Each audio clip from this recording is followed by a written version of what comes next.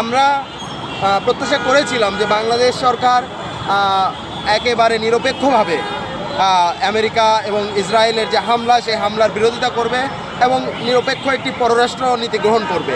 কিন্তু আমরা দেখতে পাই যে গতকালকে বাংলাদেশের যে বিবৃতি, সেই বিবৃতিতে স্পষ্টভাবে বলা হয়েছে ইরান যে জর্ডান, ইয়েমেন বা সৌদি আরব এবং এই সকল আমেরিকান ঘাঁটিতে যেখানে যেখানে আমেরিকার ঘাঁটি আছে সেখানে হামলা করেছে ইরান, সেই হামলার প্রতিবাদ বা নিন্দা জানিয়েছে বাংলাদেশের পররাষ্ট্র মন্ত্রণালয়।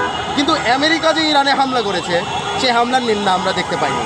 ফলে এখানে স্পষ্টত বোঝা যাচ্ছে যে বাংলাদেশের পররাষ্ট্র মন্ত্রণালয়ে যারা কর্তা ব্যক্তিত্ব বা সর্বোপরি যিনি পররাষ্ট্রমন্ত্রী খলিলুর রহমান, আমরা জানি উনি একজন আমেরিকান মদতপুষ্ট ব্যক্তি এবং ওনার আমেরিকান নাগরিকত্ব আছে বলে জানা যায়।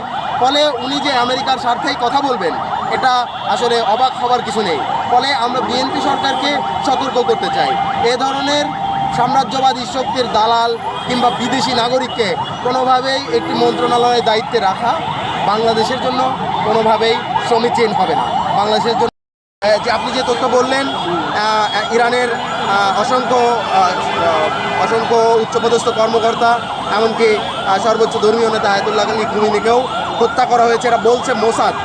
ফলে এটার সঠিক তথ্য আমাদের কাছে নেই এবং ইরান থেকেও এই তথ্য নিশ্চিত করা হয়নি যেহেতু।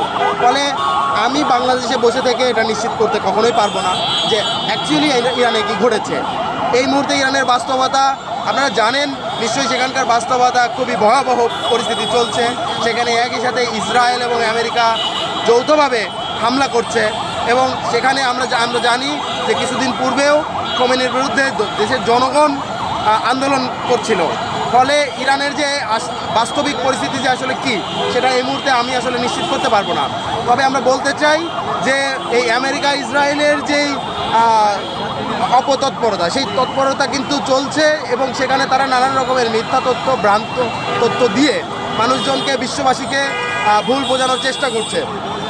ফলে এখন প্রকৃত ঘটনা যাই হোক, সেখানে প্রত্যেকটা নাগরিককে, সারা বিশ্বের প্রত্যেকটা মানুষকে সচেতন হতে হবে। প্রশ্ন করেছেন যে আয়াতুল্লাহ খোমেনিকে হত্যা করা হয়েছে, আসলে আমরা এই মুহূর্তে নিশ্চিত না, এখনও আসলে নিশ্চিত করে বলতে পারছি না খোমেনিকে হত্যা করা হয়েছে কিনা, তিনি বেঁচে আছেন কিনা, সে ব্যাপারে আমাদের এখনও সন্দেহ রয়েছে। কিন্তু আমরা বলতে চাই ইরানের ভাগ্য নিশ্চিত করবে ইরানের জনগণ।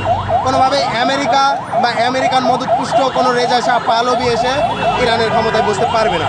আমরা সেটা দেখেছি ভেনেজুয়েলায়, মাদুরোকে হাইজ্যাক করে উঠিয়ে নিয়ে যাওয়ার পরেও আমেরিকার মদতপুষ্ট মাচাদও কিন্তু ভেনেজুয়েলায় ঢুকতে পারেনি।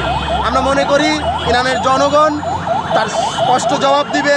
যদি খোমেনি বেঁচে থাকে বা নাও থাকে, ইরানের ভাগ্য নিশ্চিত করবে ইরানের জনগণ এবং ইরানের ভাগ্য নির্ধারিত হবে।